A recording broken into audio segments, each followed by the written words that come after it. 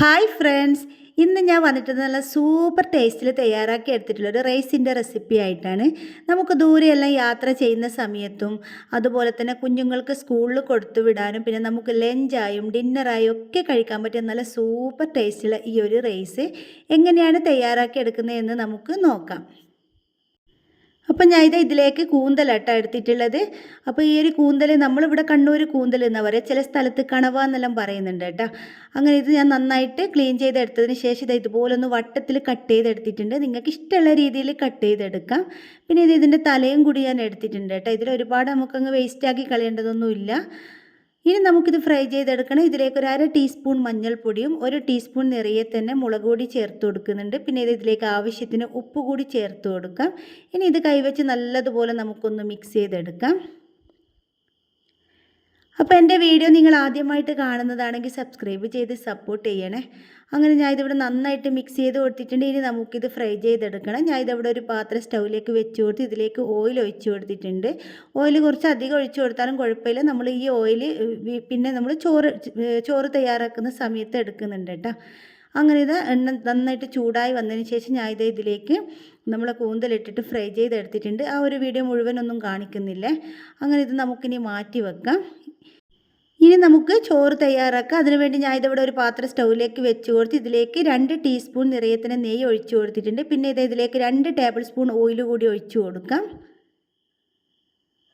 അങ്ങനെ ഇതിവിടെ നന്നായിട്ട് ചൂടായി വരുന്ന സമയത്ത് നമുക്കിതിലേക്ക് 3 മീഡിയം സൈസ് സവാള നീളത്തിൽ കട്ട് ചെയ്തിട്ട് ചേർത്ത് കൊടുക്കാം. നന്നായിട്ട് കനം കുറച്ചിട്ട് കട്ട് ചെയ്യാനായിട്ട് ശ്രദ്ധിക്കണം കേട്ടോ. അങ്ങനെയാണെങ്കിൽ പെട്ടെന്ന് തന്നെ നമ്മുടെ സവാള വഴന്ന് കിട്ടും. പിന്നെ ഇതിലേക്ക് ഞാൻ ആവശ്യത്തിനുള്ള ഉപ്പ് കൂടി ചേർത്ത് കൊടുത്തിട്ടുണ്ട്. ഇനി നന്നായിട്ടൊന്ന് സോഫ്റ്റായിട്ട് വരുന്നത് വരെ നമുക്ക് വഴറ്റിയെടുക്കാം. അപ്പോൾ എൻ്റെ വീഡിയോ നിങ്ങൾക്ക് കണ്ടുകൊണ്ടിരിക്കുന്ന സമയത്ത് ഇഷ്ടമാവുകയാണെന്നുണ്ടെങ്കിൽ ഒന്ന് ലൈക്ക് ചെയ്യാൻ മറക്കരുത് കേട്ടോ. ഇനി നമുക്കിതിലേക്ക് പച്ചമുളക് ചേർത്ത് കൊടുക്കാം. ഞാൻ ഇവിടെ ഒരു 4 പച്ചമുളക് ചേർത്ത് കൊടുത്തു. പിന്നെ 1 ടീസ്പൂൺ ഇഞ്ചി 1 ടീസ്പൂൺ വെളുത്തുള്ളിയും കൂടി ചതച്ചിട്ട് ചേർത്ത് കൊടുക്കുന്നുണ്ട്. അങ്ങനെ ഇത് ചതച്ചെടുത്തതിന് ശേഷം കേട്ടോ ഓരോ ടീസ്പൂൺ എടുത്തിട്ടുള്ളത് അതും കൂടി ചേർത്ത് കൊടുത്തിട്ട് ഇതിൻ്റെ ഒരു പച്ചമണം മാറി വരുന്നത് വരെ നമുക്ക് നല്ലതുപോലെ തന്നെ ഇത് മിക്സ് ചെയ്തെടുക്കാം. ലോ ഫ്ലെയിമിലിട്ടിട്ട് മിക്സ് ചെയ്തെടുത്താൽ മതി കേട്ടോ. അങ്ങനെ ഇത് നന്നായിട്ട് തന്നെ ഞാൻ ഇവിടെ മിക്സ് ചെയ്ത് കൊടുത്തിട്ടുണ്ട്. നമ്മുടെ സവാളയും നന്നായിട്ട് തന്നെ വഴന്ന് വന്നിട്ടുണ്ട്. ഇനി ഇതിലേക്ക് നമുക്ക് 1 ടീസ്പൂൺ മുളക് പൊടി ചേർത്ത് കൊടുക്കാം. പിന്നെ 1/2 ടീസ്പൂൺ മഞ്ഞൾപ്പൊടി 1 ടീസ്പൂൺ നിറയെ തന്നെ മല്ലിപ്പൊടി പിന്നെ ഇതിലേക്ക് ഒരു 1/4 ടീസ്പൂൺ പെരുംജീരകം പൊടിച്ചത് കൂടി ചേർത്ത് കൊടുക്കുന്നുണ്ട്. ഈ ഒരു പെരുംജീരകത്തിൻ്റെ എന്താ പറയുക ഫ്ലേവർ കേട്ടോ ഇതിന് നന്നായിട്ട് ടേസ്റ്റ് കൊടുക്കുന്നത്. അങ്ങനെ ഇതെല്ലാം കൂടി പൊടികളെല്ലാം നന്നായിട്ട് നമുക്ക് വഴറ്റി കൊടുക്കുക. പൊടികളുടെ ഒരു പച്ചമണെല്ലാം നന്നായിട്ട് തന്നെ മാറി വരട്ടെ.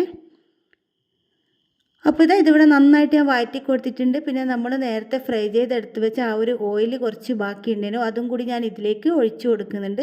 നിങ്ങൾക്ക് വേണമെന്നുണ്ടെങ്കിൽ ആ ഒരു പാത്രത്തിലേക്ക് തന്നെ കുറച്ച് വലിപ്പമുള്ള പാത്രത്തിൽ നമ്മൾ കൂന്തൽ വറുത്തെടുത്ത് ഫ്രൈ ചെയ്തെടുത്തതിന് ശേഷം അതിലേക്ക് സവാള ഇട്ട് വഴറ്റി കൊടുത്താലും മതി കേട്ടോ. പിന്നെ ഞാൻ ഇതിലേക്ക് വെള്ളം ഒഴിച്ച് കൊടുക്കുന്നുണ്ട്. ഞാൻ ഇവിടെ 3 കപ്പ് അരിയാട്ടോ എടുക്കുന്നത്. 3 കപ്പ് ജീരകശാല അരിയാണ് എടുക്കുന്നത്. അതിനിവിടെ 4.5 കപ്പ് വെള്ളം ഒഴിച്ച് കൊടുത്തിട്ടുണ്ട്. ചൂടുവെള്ളം അല്ല കേട്ടോ ഞാൻ ഒഴിച്ച് കൊടുത്തിട്ടുള്ളത്, സാധാ പച്ചവെള്ളം തന്നെയാണ്. എന്നിട്ട് ഇതിവിടെ നല്ലതുപോലെ നമുക്ക് മിക്സ് ചെയ്ത് കൊടുക്കാം.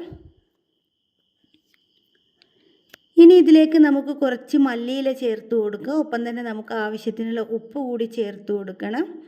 എന്നിട്ട് ഇതെല്ലാം കൂടി നന്നായിട്ട് നമുക്ക് വീണ്ടും ഒന്ന് മിക്സ് ചെയ്ത് കൊടുത്തതിന് ശേഷം മൂടി വെച്ചിട്ട് നല്ലതുപോലെ തിളപ്പിച്ചെടുക്കാം. അപ്പോൾ ഇത് തിളച്ച് വരുന്ന സമയം കൊണ്ട് നമുക്ക് ഇതിലേക്കുള്ള അരി ഒന്ന് കഴുകി എടുത്തിട്ട് വരാം കേട്ടോ. അപ്പോൾ ഞാൻ ഇതിവിടെ മൂടി വെച്ച് കൊടുക്കുന്നുണ്ട്. അപ്പോൾ ഇതിനിടയിൽ ഞാൻ അരി കഴുകി എടുത്തിട്ടുണ്ട്. അതൊന്നും വീഡിയോയിൽ കാണിച്ചിട്ടില്ല കേട്ടോ. അങ്ങനെ നമ്മുടെ വെള്ളം നന്നായിട്ട് തന്നെ വെട്ടിത്തിളക്കാൻ തുടങ്ങിയിട്ടുണ്ട്. ഇനി നമുക്കിതിലേക്ക് നമ്മൾ കഴുകി എടുത്ത് വെച്ചിട്ടുള്ള നമ്മുടെ അരി ചേർത്ത് കൊടുക്കുക. ഞാൻ നേരത്തെ പറഞ്ഞ് ജീരകശാല അരിയാട്ടോ എടുത്തിട്ടുള്ളത്. നിങ്ങൾക്ക് വേണമെന്നുണ്ടെങ്കിൽ ബസുമതി റൈസും എടുക്കുക കേട്ടോ. അങ്ങനെ ഇത് അരി ചേർത്ത് കൊടുത്തതിന് ശേഷം ഞാൻ ഇവിടെ നന്നായിട്ട് തന്നെ എന്താ പറയുക ഇതുപോലെ ഒന്ന് മിക്സ് ചെയ്ത് കൊടുക്കുന്നുണ്ട്. ഇനി നമുക്കിത് മൂടി വെച്ചിട്ട് തിളപ്പിച്ചെടുക്കണം. നന്നായിട്ട് തന്നെ തിളച്ച് വന്ന് ഇതിൻ്റെ വെള്ളം വറ്റി വരുന്ന സമയത്ത് നമുക്കിതിൻ്റെ ഫ്ലെയിം കുറച്ച് വെച്ചിട്ട് വേവിച്ചെടുക്കാം കേട്ടോ. അപ്പോൾ ഞാൻ ഇതിവിടെ ഫ്ലെയിം കൂട്ടി വെച്ചിട്ട് തന്നെയാണ് തിളപ്പിച്ചെടുക്കുന്നത്. പക്ഷെ എന്നോട് ഇവിടെ എന്താ പറയുക ഗരം മസാലപ്പൊടി ചേർത്ത് കൊടുക്കാൻ വിട്ടുപോയിട്ടുണ്ടെങ്കിൽ അങ്ങനെ ഞാൻ ഇതിവിടെ ഗരം മസാലപ്പൊടി ചേർത്ത് കൊടുത്തതിന് ശേഷം മിക്സ് ചെയ്ത് കൊടുത്തിട്ട് വീണ്ടും ഇതിവിടെ മൂടി വെച്ച് കൊടുക്കുന്നുണ്ട്.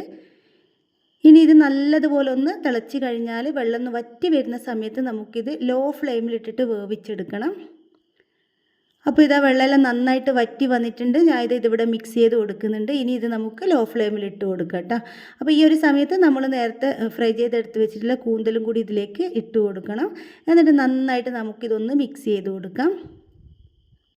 അപ്പോൾ ഞാൻ ഇതിവിടെ നന്നായിട്ട് മിക്സ് ചെയ്ത് കൊടുത്തതിന് ശേഷം ഇതിവിടെ മൂടി വെച്ചിട്ട് ലോ ഫ്ലെയിമിലിട്ടിട്ട് വേവിച്ചെടുക്കുന്നുണ്ട്. നമ്മൾ ഒരുപാട് പ്രാവശ്യം ചോറ് ഇങ്ങനെ ഇളക്കി കൊടുക്കരുത്. അങ്ങനെ ആകുമ്പോൾ നമ്മുടെ ചോറ് പെട്ടെന്ന് തന്നെ അങ്ങ് പൊടിഞ്ഞു പോകും കേട്ടോ.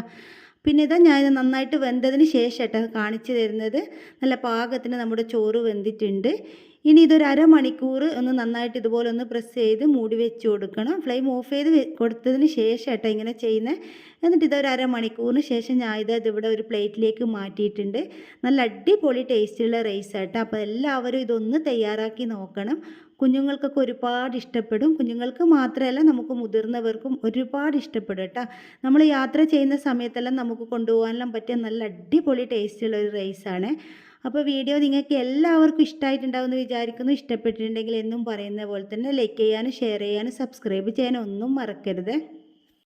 എന്നും പറയുന്നത് പോലെ തന്നെ നിങ്ങളുടെ കുക്കിംഗ് ഇഷ്ടപ്പെടുന്ന എല്ലാ ഫ്രണ്ട്സിനും അതുപോലെ ഫാമിലിക്കൊക്കെ ഒന്ന് ഷെയർ ചെയ്ത് കൊടുത്ത് സപ്പോർട്ട് ചെയ്യുക.